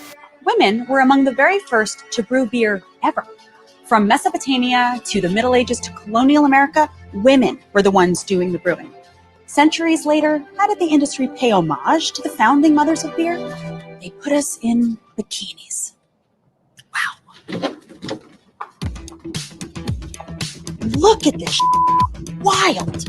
It's time beer made it up to women. So today, Miller Lite is on a mission to clean up not just their shit, but the whole beer industry's shit. Miller Lite has been scouring the internet for all this shit and buying it back so that they can turn it into good shit for women brewers. Literally, good shit. How, you ask? Ladies, take it away. First, we turn the bad shit into compost. Then we feed compost to worms. Push it out. All right, so that's the whole ad. Then they go into this whole composting thing, blah, blah, blah. Basically, what I took from this advertisement is, women, one, I did not know women's role in breweries and beer making or anything like that, okay? Right.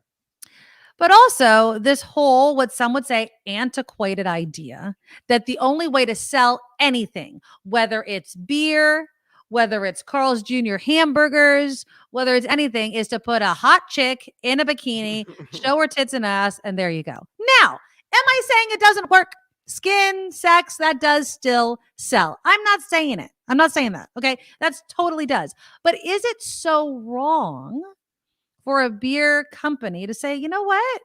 Maybe we can appeal and grow our female women market by appealing to this part of it, educating not just women, but also men, society about women's roles, and kind of make a fun commercial out of it. We'll bring a comedian on, we'll drop the S-bomb and bleep it out all the time. Is that so wrong? Well, a lot of people have a problem with it. Miller Lite is being targeted for its apparent woke marketing.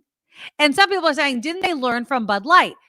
Fun fact, this ad is time-stamped, I think March 15th, the Dylan Mulvaney Bud Light campaign thing, social media campaign, didn't appear until April 1st. So this actually started before it, but it's, of course, getting attention now. Miller Lite says women should not be forced to mud wrestle in order to sell beer. And they're, because remember that they'd be like cat fighting. And I mean, and I'm going to bring in Carl's Jr. just because they were iconic, right? Paris Hilton straddling a GoDaddy car, as well. Mm-hmm. Yeah, right. GoDaddy, perfect. I'm not saying it doesn't work, and I'm not saying if you are paying a woman to be a model and be in these commercials, and they have no problem with it, and that's what you want to tie your product into. Right. Fine. I have zero problem with it, but I also don't have a problem with trying to go the other way. Yeah. So what do you guys think? Is this just a bunch of overly, and I'm going to say overly masculine men, because it always is that the beer commercial is not, catering to its true audience.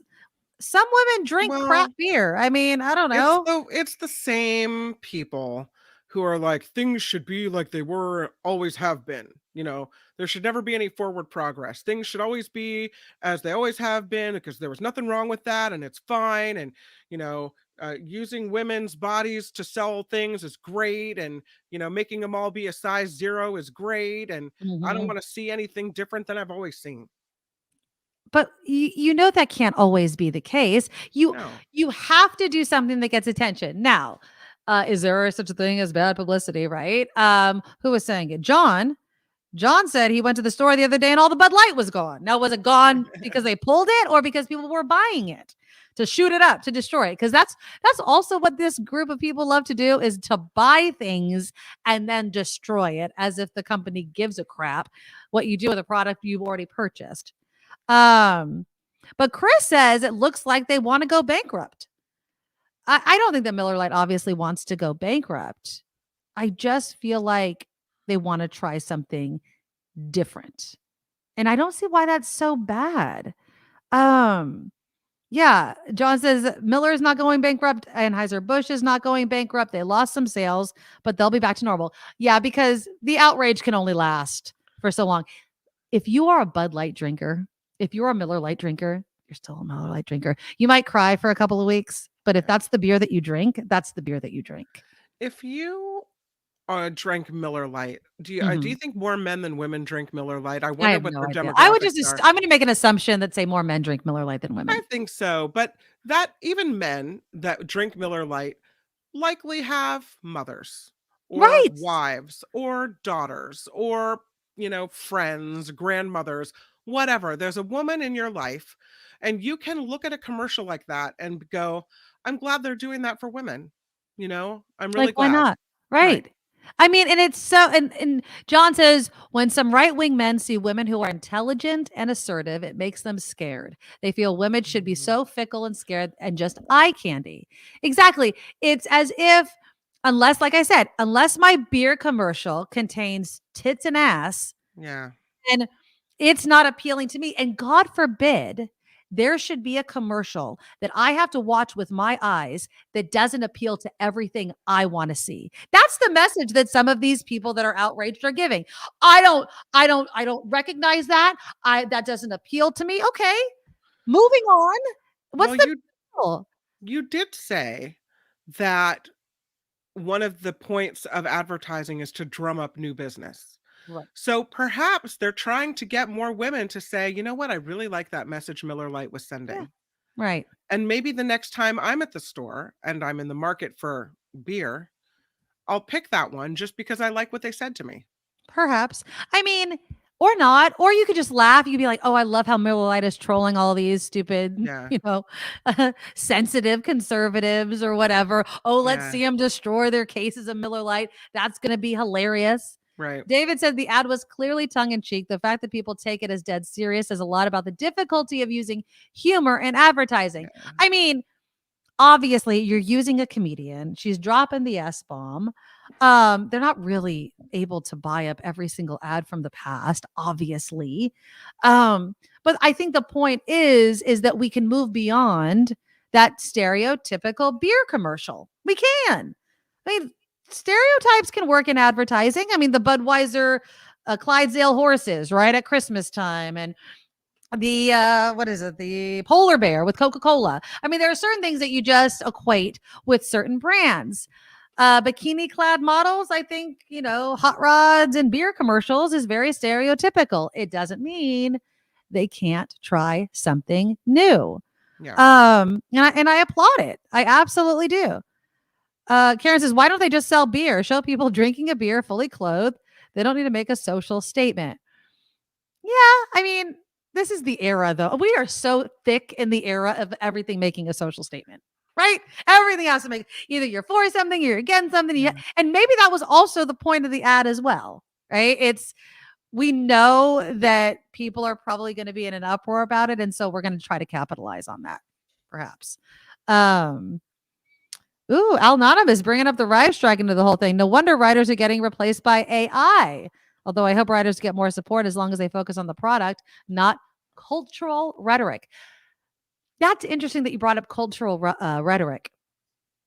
Advertising has to tap into the culture of the times. Yeah. You're not advertising something that people don't equate to the current times. That's why when you watch ads from the 80s, you're like, oh, that's such an 80s ad. Why? Because they talk, they look, they dress, they use slang of the times. I mean, have you seen the outrageous nature of the ads from the 50s? Oh, Jesus, yes. How they used women, little lady cleaning my house type of ads.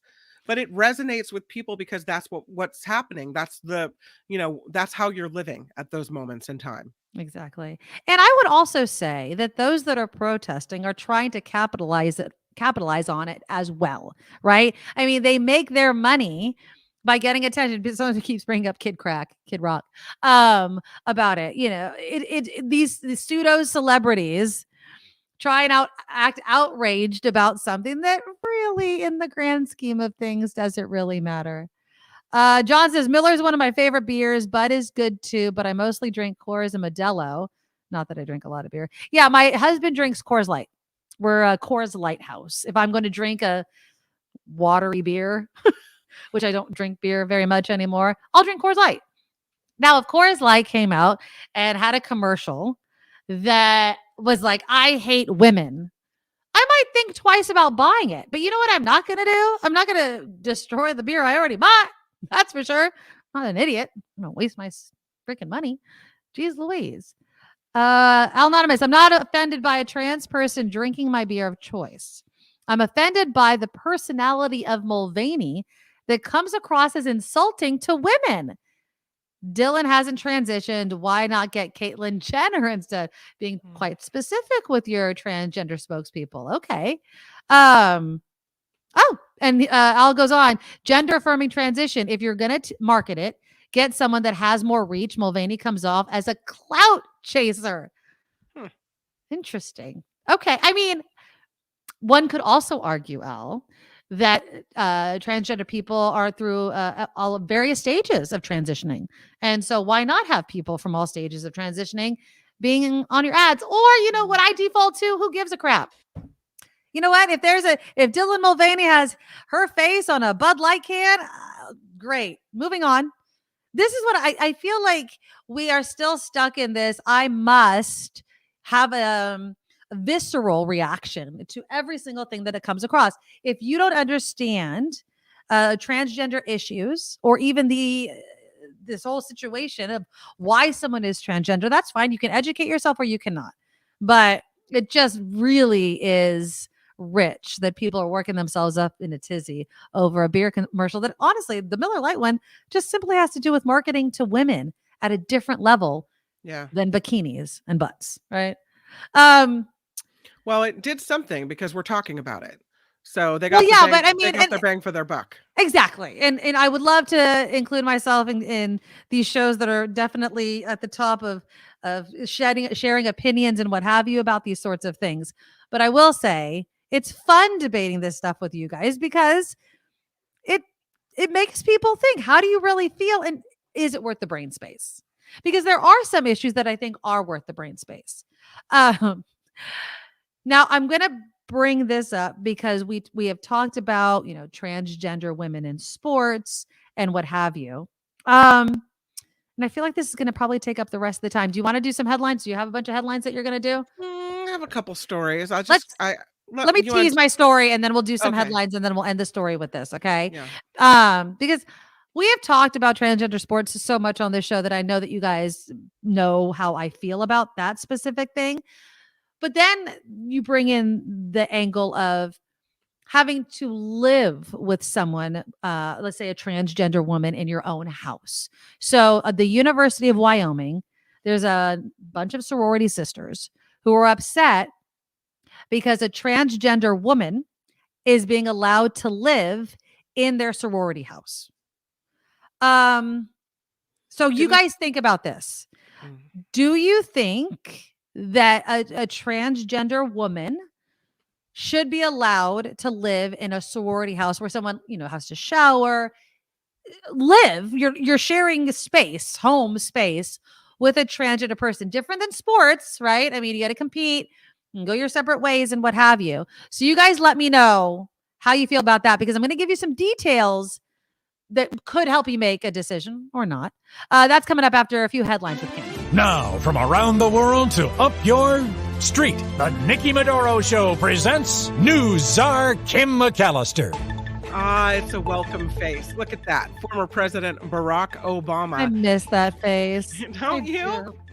He is worried that Americans are living in different realities. Yes, Speaking they are. On CBS, he said a divided, splintered media is what concerns him the most. He said that Americans may have disagreed on how to solve issues in the past, but that at least people could agree on what the issues were, is what he had to say.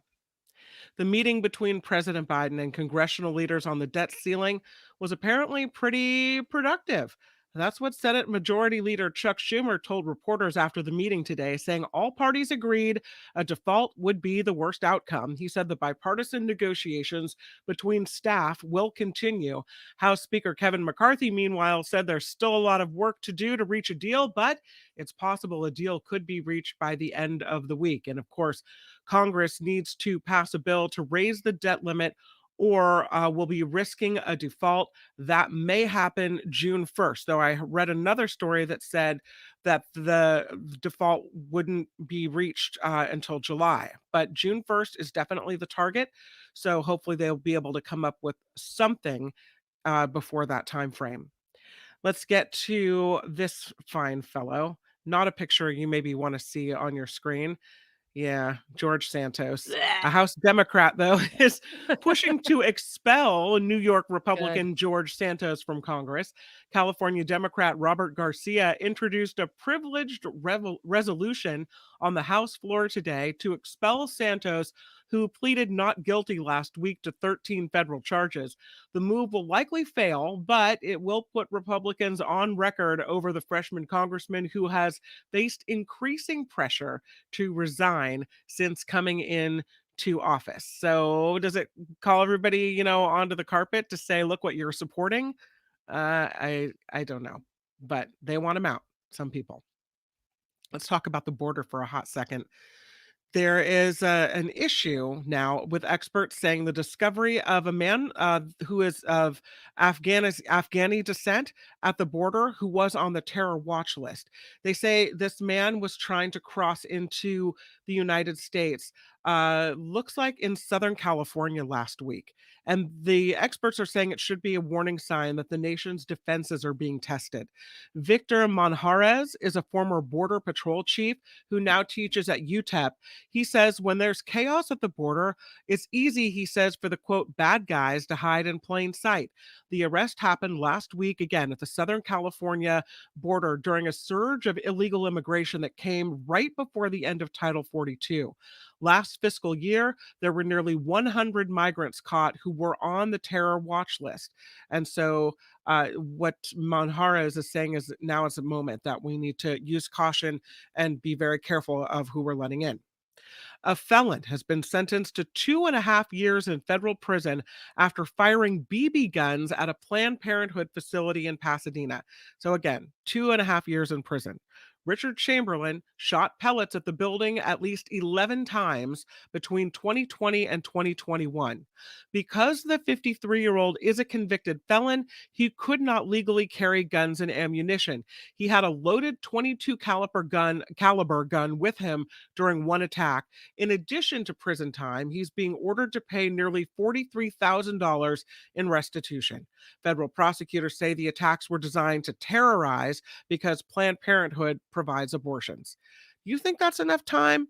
So 11 different attacks firing BBs at the Planned Parenthood in Pasadena, terrorizing people who were there, 2.5 years in federal prison. No, that's not enough of a deterrent for people not to do it, to copy something like that. No, of course not. That's ridiculous. I mean, imagine the women who were inside with the pellets hitting the building. Imagine the workers inside. I know people that have worked at Planned Parenthood, and they've said that exact same thing. They're like, I'm scared sometimes to go to work. I don't know if today's going to be the day that my building's targeted. It's ridiculous. And this guy convicted 11 times. He did that over the span of a year. And he's pro-life. 11 times. 11 times. 11 attacks, 2.5 years. Yep, and Joe's right, and he'll serve a year. Yeah, he's not going to serve even all that time, which isn't even enough. It's ridiculous. Horribly frustrating. Speaking of someone who's not serving or may get out of jail early. Yeah, lay this on me. This aggravates me to no end. A former UCLA campus doctor convicted for sex crimes will not get out of on bail and not get bail for now. Today, a judge in Los Angeles refused to let James Heaps out on bail while he files appeals. The gynecologist was convicted of abusing 2 patients, the judge calling the 66-year-old a flight risk. He was convicted in October and was last month sentenced to 11 years in state prison. I thought you were going to talk about Elizabeth Holmes. Sorry, that's why I was. Well, yeah, she got out of jail again. I mean, she got to, check She's out. still not in. She's not in. Send her ass to prison. I'm sorry. She's a lying liar. He sent the message to these white collar criminals that they could just do whatever they want. But don't you don't really have to go to jail. It's all right. It's okay. This report is crowdfunded. We rely on you. Thank you for anything you can do for us. Find us at theNikkiMedoroShow.com. You got the Patreon link. You got the PayPal link. And of course, the super stickers are open here on YouTube. And we are grateful for your help. I'm Kim McAllister on The Nikki Medoro Show. Yes, indeed. And let's say thank you to Wes, who gave us a $5 super sticker earlier today. You can just look for the dollar sign and donate there as well. And Wes also... there's a little bit of truth. He's like, why are they so strict on time? Someone mentioned it's a radio holdover. Kind of. I do, there's work I do before this show. And so I have a system in place. It's not like I just crack open this mic and whatever pops up on my screen is what we talk about. There is a lot of work I do for the hours beforehand. So strict on time, like where the newscasts come or what we're supposed to do. He clarified and he says, why do you guys have to end it too? Well, there's also life after this show. I adore you guys immensely, but my husband also just came home too. There's life happening behind this wall. I have to go pick up those kids from school. They're waiting outside at 2:30. Gotta go. Exactly. Go. So we're not straight, but it's a radio holdover. I keep things moving. And there's a system to the show. And so that's why. But we love you, Wes, and everybody that joins us every day. Okay, so the University of Wyoming. I feel torn on this, Kim. Okay. So they're facing a lawsuit filed by 7 sorority sisters of the Kappa Kappa Gamma house. Mm-hmm. And the plaintiffs allege they live in constant fear because a transgender woman, Artemis Langford, is expected to move into their house later this year. Now, according to this article, Artemis Langford, born a male, currently lives outside the sorority house, but is already eating meals with the girls, participates in sport events with them, but they say that's fine. We just don't want to live under the same roof. Langford is accused, allegedly, of staring at the plaintiffs for hours, making them feel uncomfortable at times. The girls claim Langford is physically aroused around them, and they want a judge to void Langford's membership and then give them unspecified damages. Okay, so I have a question. Okay. You have to rush for a sorority, right? Which means they have to allow you to come in. It's not easy. You can't just be any Joe Blow off the street and get into a sorority, which means that this person wanted to be a member, went through all the rituals and whatever that have to do with the sorority. And that at the end of it, the sorority said, we accept you as a member. Right. And so the moment of we don't want you in our sorority has passed. Yeah. Right? I'm looking as you're talking. I don't see anything about, did Artemis rush for the sorority and was accepted, but they just didn't want her in the house. Apparently these girls went on Megyn Kelly's podcast or whatever, and were using he, him pronouns when talking about Artemis Langford, who again, I have not heard from, so I don't know the pronouns, but I would assume if you're a transgender woman, you would use she and her, but I don't want to make assumptions. Could be they, I have no idea. If you guys ever listen to me on Station X, and I'm not knocking sororities or fraternities. I think so many of them give back to the communities. They're a great place to network, to make lifelong friends, blah, blah, blah. I just take the avenue of, 1, I'm not rushing or paying for friendship in college. And 2, I think there is a lot of pressure, both on the sorority and fraternity side, to do certain things that people might not feel comfortable doing. As far as living in the house, though, if I was going to do a sorority or a fraternity, I think I'd want to live in the house to get that full experience. Would I feel comfortable living with someone who is transgender? Never being put in that position and being, a 40-something-year-old woman, I want to say yes. Yeah. Being an 18, 19-year-old woman in this society, I don't know. I can't necessarily say that not because I think that anything's going to happen to me, but also just the concern that I have of living with anybody. And this just adds a layer to that. Does that make sense? I think, yes, just living with anybody makes sense because, you don't really know someone until you live with them. But I feel like most of the time when you meet someone and you're, thrown into a situation, you get to know the person, Right. that you're comfortable with that person. Yeah. And so I wonder, did they not really take the time to get to know this person? If they really truly feel like this is not a trans person, this is a man who's leering at them and Right. getting aroused, which I would argue that's not necessarily a trans person, right? Then, and it goes against everything I understand about what it means to be trans, then I would say that you didn't really take the time and do your due diligence to get to know who this person is.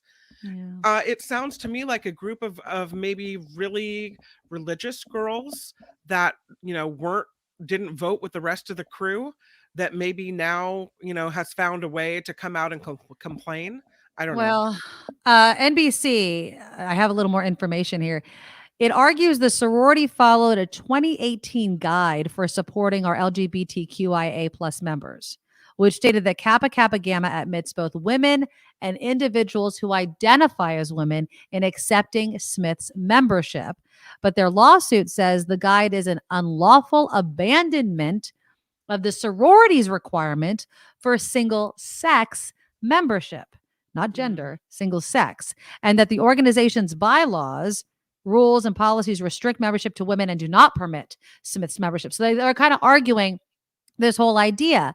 Now, similar to sports, do you think that the answer to this is transgender communities need to create their own fraternities and sororities?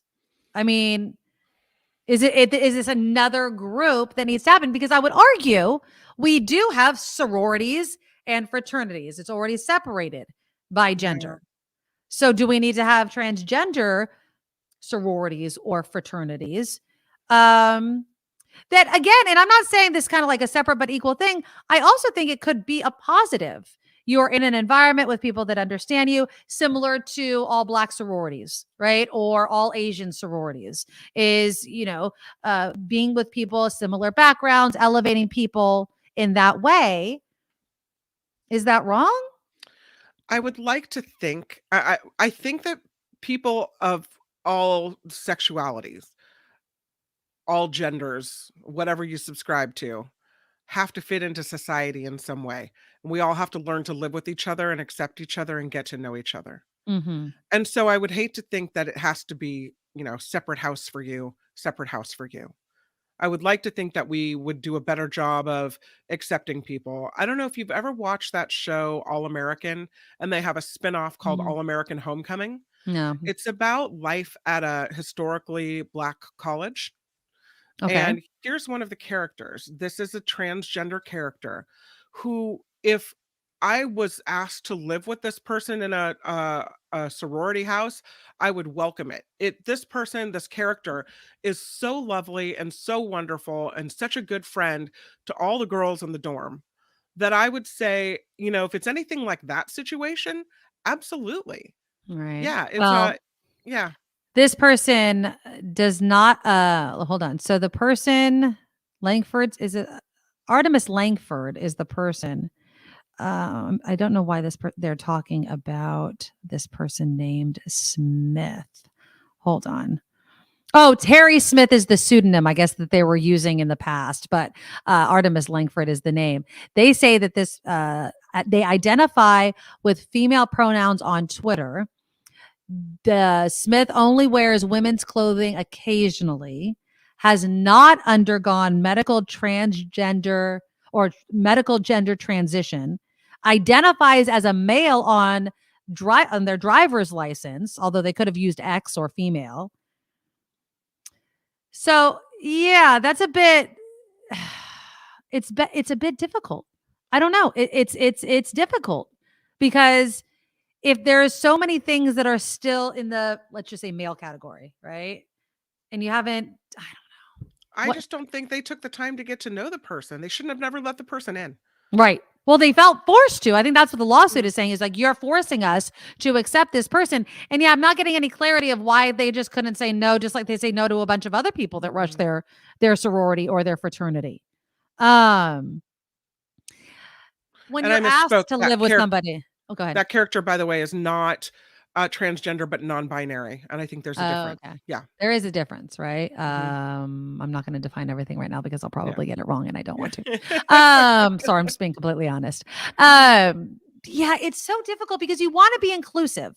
But sororities and fraternities, I will also say, are exclusion. They exclude people, right? Not everybody gets in. And who was it? And Karen, I don't want to say that all sororities are bad. Wait, this was the one. Or no, yeah, Karen D. Frats and sororities do good work. They raise money for charities. They do a lot of volunteer work with youth and the elderly. Yes. Yeah. Yes. I'm not trying.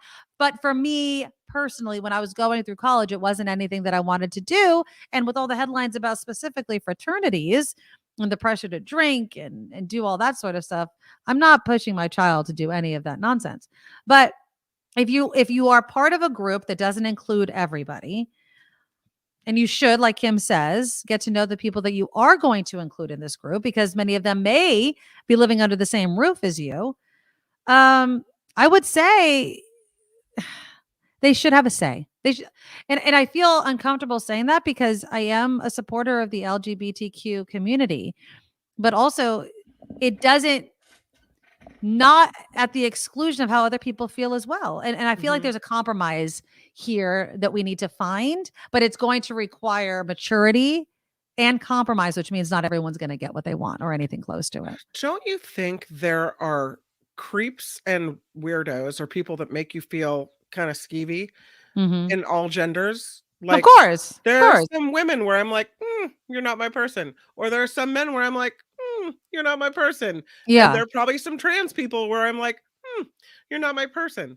But that doesn't mean, I mean, what you have these stories that come out like this, and I think then it generalizes that all trans people are like this. Exactly. See what I mean? That's why you don't let trans men into the bath or trans women into the bathroom, because they're going to be leering at you. No, they're not. And one case like this doesn't, you can't put an entire group of people into this little box and say, see, look, perv. No. Yeah. And of course people are going to grasp onto, the parts that, the fact that that Artemis Langford has not transitioned yet, has not had the surgery. According to NBC, she, because she goes by she pronouns, had an erection. So how would you feel, honestly, if you're a sorority sister and you see your fellow sister with an erection? It takes a level of maturity and understanding that I don't think that everybody has. No. And it's hard to evolve completely as a society at the exact same time. It just is.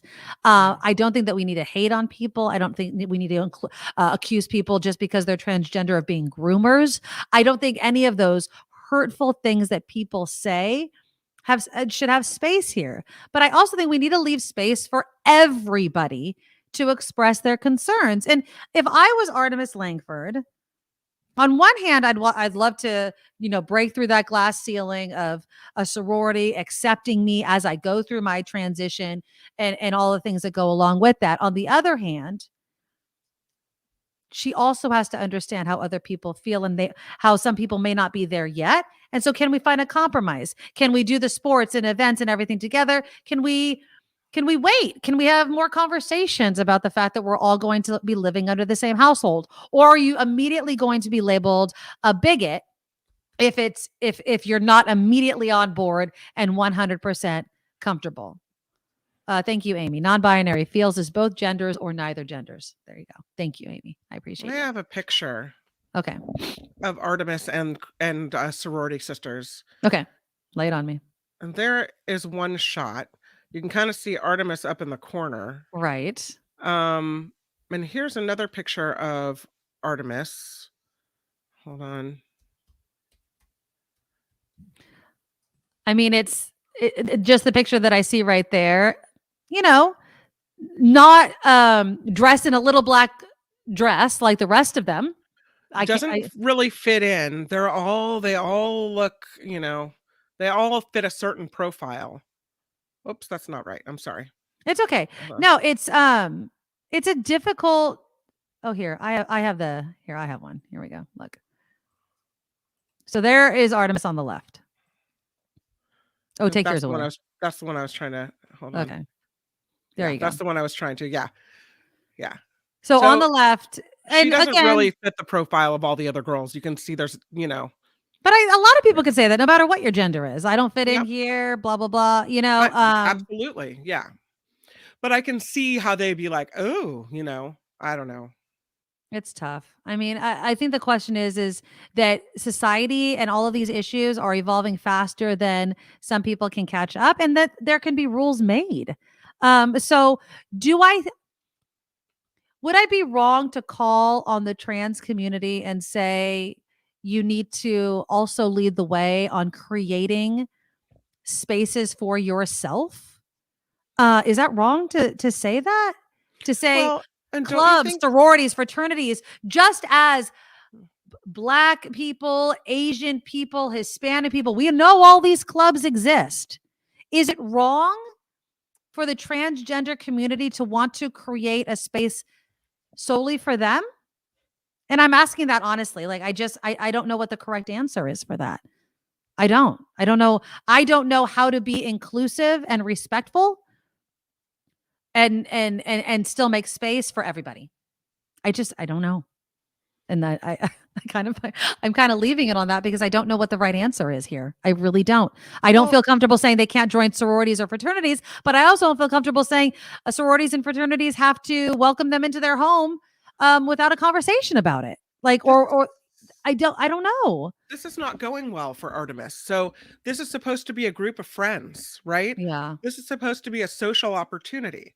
And it clearly didn't go the way it was supposed to go. So I would think that when you are living somewhere, you want to feel like you're in a safe place. And I wouldn't feel like, when I come through the door, I want to take a sigh of relief and have all the stress and pressure of the day wash away. But I bet you when Artemis walks through the sorority house door, it's not that way. It's maybe it does. I mean, maybe it can be though. Tension and pressure, and we don't want you here kind of vibe. So I would say this is an experiment that failed, and I wouldn't want to put myself somewhere where I wasn't wanted like that.